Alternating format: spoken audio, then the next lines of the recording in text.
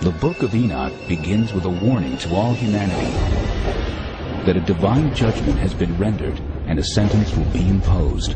God tells Enoch that all life on earth will be destroyed in a violent flood, and, as with the story in Genesis, God blames this evil on the sons of God, angels who lusted after the daughters of men.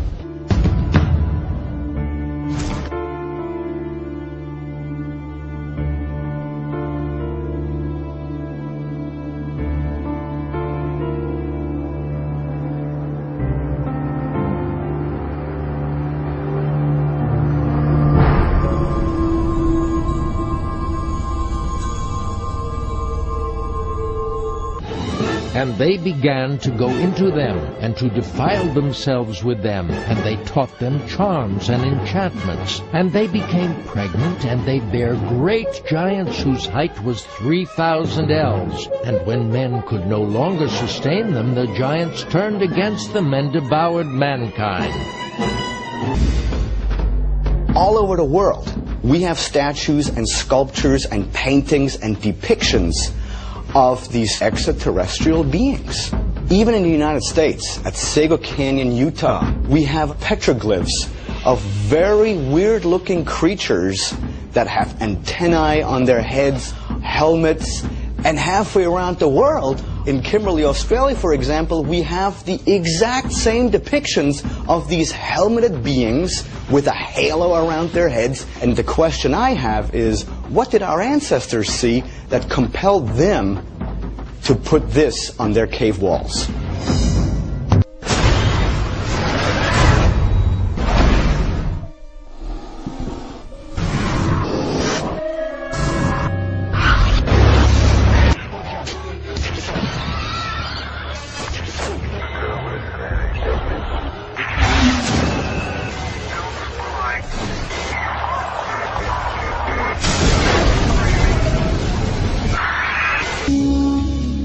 With its lush descriptions of heavenly powers and the horrors that await evildoers, even angels, Enoch was one of the most popular books among the early Christians.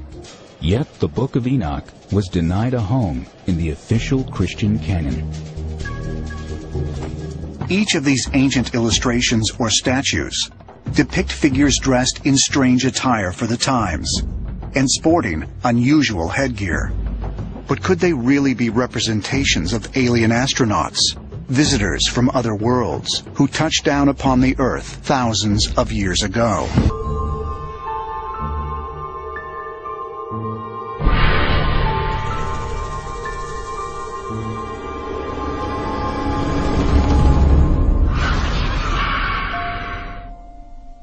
So what's going on?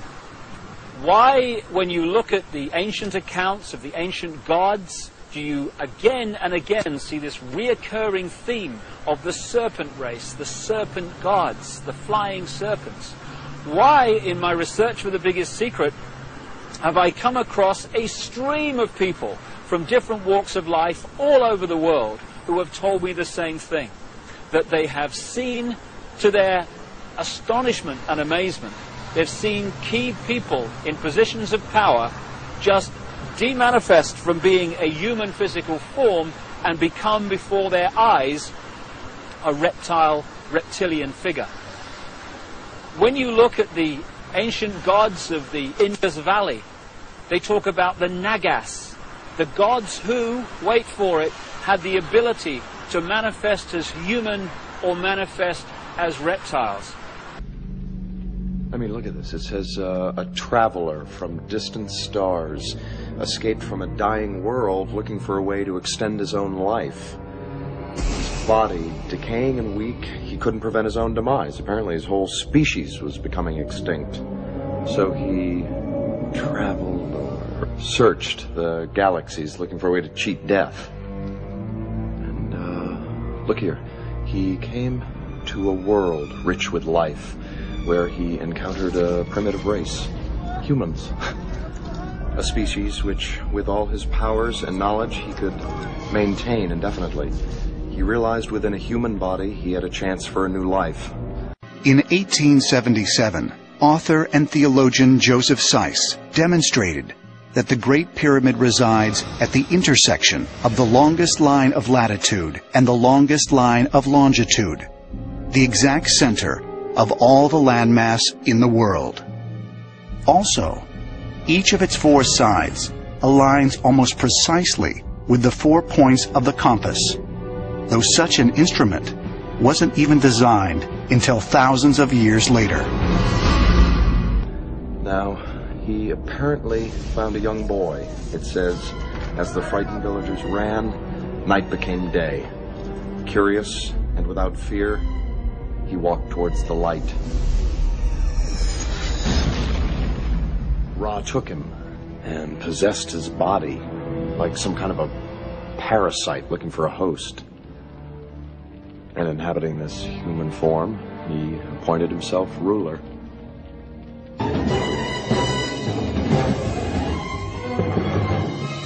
That these angels have crossed over this boundary that they shouldn't have. They were spiritual beings and they were to remain as such.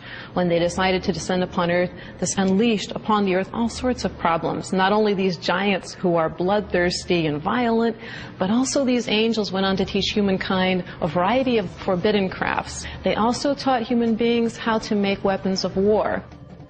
In Katwe.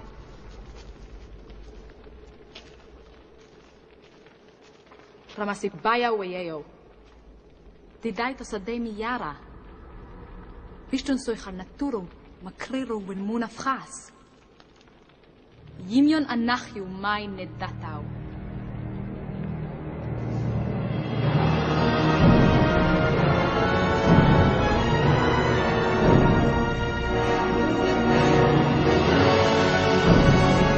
Yananayu.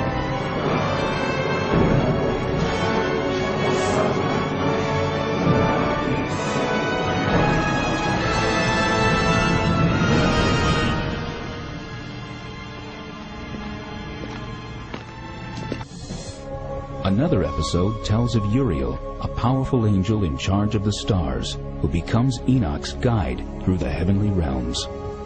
And so something is going on here with the stars. It may well be going back to the role of astrology and the study of stars in the Persian Empire that is now giving rise to this new awareness that constellations aren't just constellations of stars, they're constellations of power.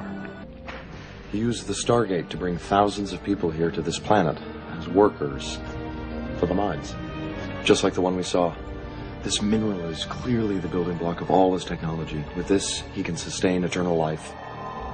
It is written in ancient Egyptian texts, the purpose why the pyramid was built was to store knowledge.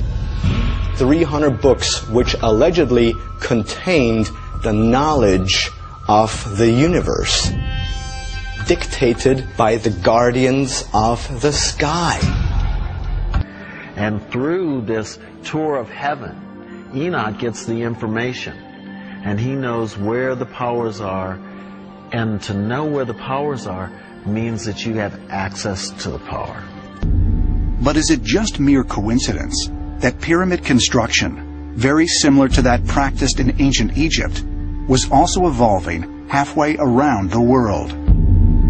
There are pyramids on remote Pacific islands, and in India, and in Mexico. So this is something that's all over the world. Archaeologists haven't really been able to explain why dissimilar cultures, separated by huge oceans, are building the same structures and in many ways the same way. Now, something happened, where is it, back on Earth? A rebellion or uprising, and the Stargate was buried there.